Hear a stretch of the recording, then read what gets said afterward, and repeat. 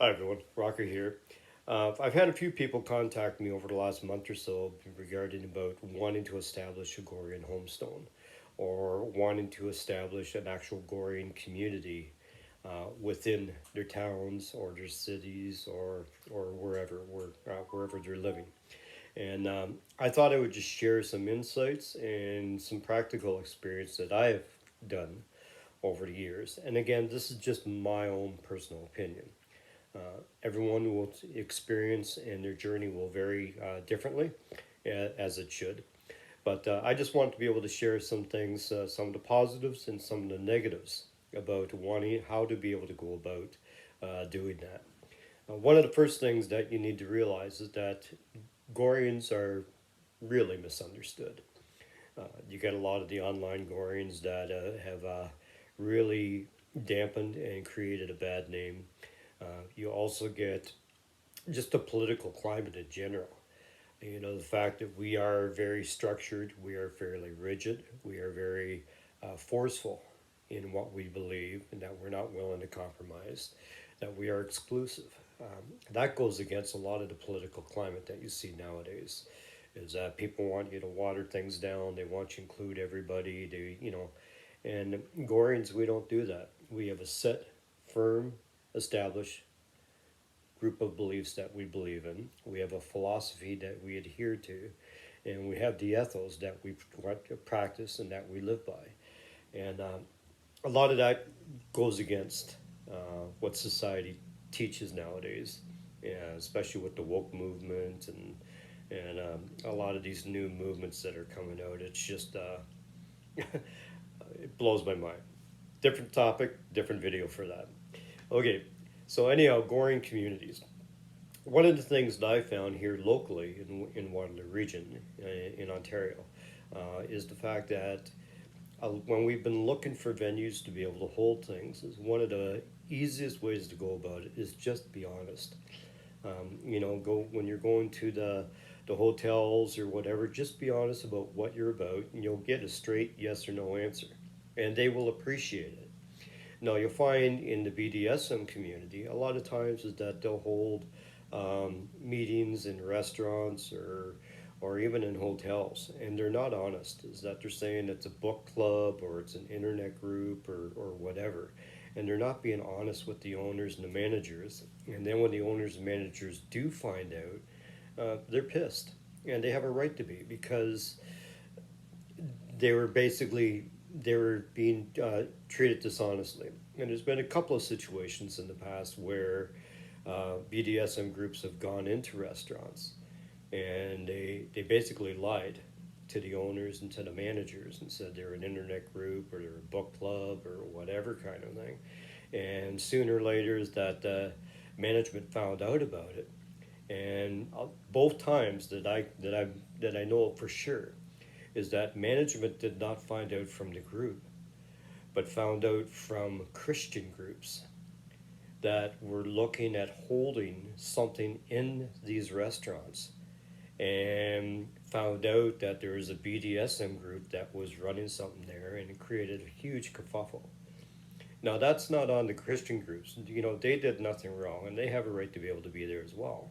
But it was definitely on the organizers of that munch or that group of people that got together in the BDSM community that were dishonest. And, you know, that leaves a bad taste in your mouth if you live in a city and you have stuff like that happening, is that that's hard to get over because people don't trust you then. They think that the entire community is basically there must be something illegal. Why are they lying about this stuff? So it's always important to be straightforward and to be honest when you're looking for a venue or you're looking for a place to be able to hold an event, especially as Goreans. That's especially true.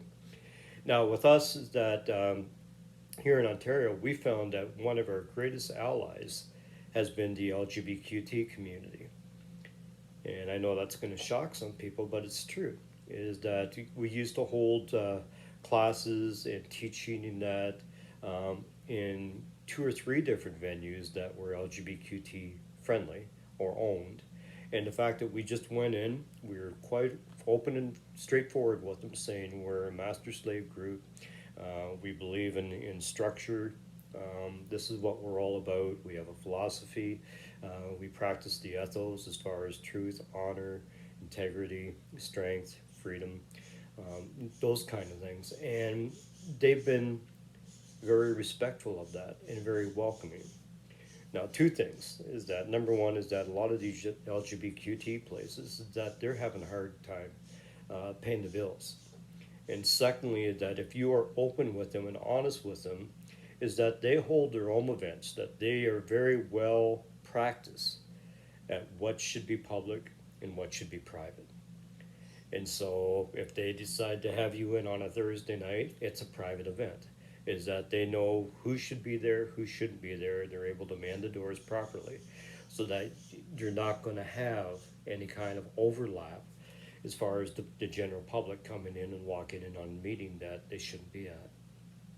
One of the other things as well is that throughout North America, I'm not too sure about Europe, but North America, there have been numerous places where the LGBTQ community has helped as far as allying with Goreans. I think of places like down in Colorado, the Voodoo Leatherworks. I think that's what it's called, Voodoo Leather Lounge, maybe. Anyhow, it's in Colorado Springs. That they have been very welcoming of the Gorean community down there, and have let them come in and rent space on numerous occasions. I think in Boston, with the turn set, is the fact that they've done the same thing here in Ontario with places like Sizzle and the Order and even the old Renaissance Club, is that they've done that for us as well. Is that they appreciate you being honest, they appreciate you being straightforward with them. Then they're able to make an intelligent decision whether this is someone that they would like to have at their venue. And more importantly, a lot of them have gone through persecution and have gone through trying to find their way in the past. And so they understand how difficult it is to be able to establish something that general society does not like, and will do everything in its power to try to make sure that it doesn't happen. So that's one of the first things I want to talk to you about. Secondly, a lot of times when people get the idea that they want to establish an offline Gorean community, they're thinking really big. And, they're building houses and all this kind of stuff. But, that's a good vision to be able to have. But you need to start with the practical. First of all, you need to be out yourself. You need to get out in the community, whether it be the BDSM community, whether it be at your church or if you're involved in sports and politics or whatever, you need to be out and letting people know that you're Gorean. Now, this will do two different things. First of all, is that you're being honest and open, and you're not ashamed of who you are and what you stand for and what you live and what you believe. And secondly, it gives an opportunity for other people to be able to observe. And you will find that there are people that are out there that have some inkling of gore, but they've never actually seen it being practiced real life. And if you are walking the walk and talking the talk, you will find that there will be people that will approach you and will start asking questions. And these people, the odd one is that they'll want to dive in more, and they'll want to start networking with you, getting together with you, getting together with your homestone, with your girls, whatever, and you're able to develop something organic, something that's genuine, that's grassroots, that's going to hold, because it's not based on politics or it's not based on the need, but it's based on the personalities in the individuals that are coming together and begin to mesh. And when you have two or three people that are able that believe the same things, that practice the same things, are willing to stand and be open about who they are, that's a good foundation to be able to begin with. Then at that point, the next thing is don't be afraid of failure. You will find that if you're going to start a gathering and you start advertising it, don't expect a lot of people to come out. Maybe for the first two or three times, nobody will come out. But stick with it. is if this is something that you really believe that should happen, stick with it. Sooner or later, people are going to start gaining an interest. They're going to be watching what you're doing and observing what you're doing, and it's going to pique the interest of some people. Now, I found that with our group, we're a little bit more edgier in a lot of ways, and we're fairly outspoken. Is that when we go to, like, say, BDSM events, we stand out. Number one, the girls all have collars. Number two, they have no issue as far as serving anybody in our group. As far as going and getting their drinks, getting their beer, whatever, sitting on the floor. We have a good group that we have a party within a party, basically, is that we'll end up taking over a corner of a room or whatever, and we just have our own party within the party. Now, some of them are kinky, some of them are not, but they get together to be able to socialize and to come together. And for a lot of the rest of the kink community, that's an oddity.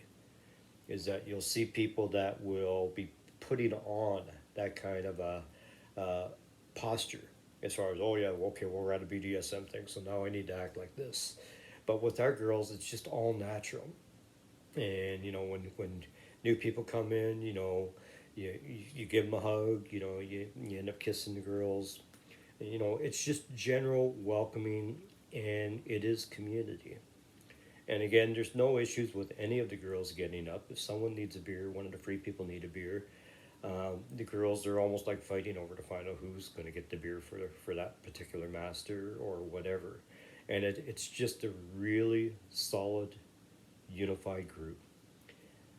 Now, one of the other things that you'll need to be very careful about is that when you are looking at advertising, is you need to really be sure that you've counted the cost.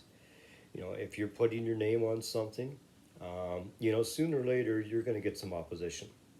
You're going to get opposition from the left political side of it. You're going to get opposition maybe from bylaw, whatever, depending on what you're doing or how big you're going or exactly what you're doing. But you are going to get some opposition, and you need to really understand what is legal and what is not legal. And again, not giving the what people think is legal and what's not legal, but what actually is. Now, this is where this works to our advantage, because in most places, there's a very strong misconception about people that are in consensual relationships. And if you are in a consensual relationship as master and slave, is that you're not breaking any laws. If it is consensual, it is open. Now, I'm not talking about the kink or BDSM. I'm just talking about the actual relationship. Is that it is very much 1950s. And you will find that when you go out to places like Boston Pizza or Chicago Pub or whatever, and you're with your girl and she ends up serving your drink or whatever, people pay attention. Or, if she asks to be able, master, may I eat? Master, may I go to the bathroom? Just little simple things like that. It's not a big kerfuffle and you're not making a big scene about it. But people around you notice. And one of the things that we've always found is that when we do go out in public to places like that, especially on a Sunday, for Sunday brunch or something like that, there are always seniors around. And when they see how we interact with each other at our table or at our booth, is that you'll see them smiling. And you'll see the wife will end up poking her husband or whatever and say, see what they're doing over there? And the husband will look over and he'll nod, because that's how they grew up. That's what they know. They might not understand the actual foundation behind it, what it's actually all about, but that's for many older couples. That's how they grew up. That's what they know. That's what they understand to be respectful and orderly.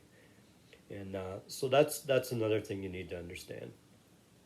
Now, there have been numerous attempts and some successes of Gorean gatherings that have taken place over the years that I'm aware of. Probably one of the most famous is Gorefest, which is down in southern Oklahoma, around Wagner, Oklahoma. And they used to hold a yearly event called Gore Fest, and it was fairly big. And they would have anywhere between 50 people upwards to 125, even up to 150 people attending this thing. And over time, is that they started developing a community actually down there. There started being people from other parts of the states started moving there and started wanting to relocate there so that they were closer to their family, as far as their Gorean family or their homestone or whatever, and so it built a community there. One of the other places that comes to mind is the Colorado homestone, Colorado Springs homestone, is that they've developed a fairly strong community down there, where they do a lot of teaching in that. But the whole thing is that they are getting together specifically just about Gore. We do that with the Ontario Assembly as well. Is that when we get together, we maybe do a little bit more socializing as far as that we have families, young families, older families, and then you get older people like myself that are involved. But we do a lot of things together. Children, we celebrate children's birthdays, anniversaries, graduations. Any time that we can find an excuse to be able to get together, we're pretty well doing that kind of stuff. Um, Boston is also another place that in the past has been fairly strong. Again, they were a little bit more biker oriented in the Boston area, and also very much sports oriented as well. When you got the Patriots, the Red Sox, and the Bruins all in the same city kind of thing, a lot of their events seem to circle around going to sporting events and then going out to dinner or going back to somebody's house afterwards. So that's pretty well about all I want to talk about. Again, if you are starting out or you want to do it, it's good to be able to think big, but take care of the small things first. Uh, instead of just whining about it, there's no Goreans around here, I don't know anybody, da da da da. Establish something. It is not going to fail if you believe in it. Now, whether people come or not, that's up to them. You can't force people to come to your events. But if you honestly believe that you want to be able to establish something Gorean in your area, there's nothing stopping you. Start going out to restaurants, contact your LGBTQ clubs. If there's a leather club around, contact them. Even if you have to find a neutral split, a place, even at a hotel, rent a boardroom or something like that to be able to start off. And again, be consistent. You know, it's not a play party. It's not a sex club. It's just an opportunity for Goreans to get together, to get to know one another, to discuss some of the basic things about Gore, to be able to share life experiences, and then build a network from there. And I'm telling you that if you could find two or three people that believe the same as you do, and are open and are practicing and living uh, a fulfilled life as a Gorean, you've got a solid foundation to be able to start off with. So I hope that helps. Again, I just wanted to share these things because I know there's a lot of interest, and this comes up regularly in discussion groups, on different social medias, that everyone has these big ideas and everyone wants to be the leader, but no one is able wanting to look after the small things. Is okay, get together, decide. Okay, the first Wednesday of each month, we're going to get together at such and such a place. And when you go to that place, to be able to book it, be honest with them. Let them know what you're about.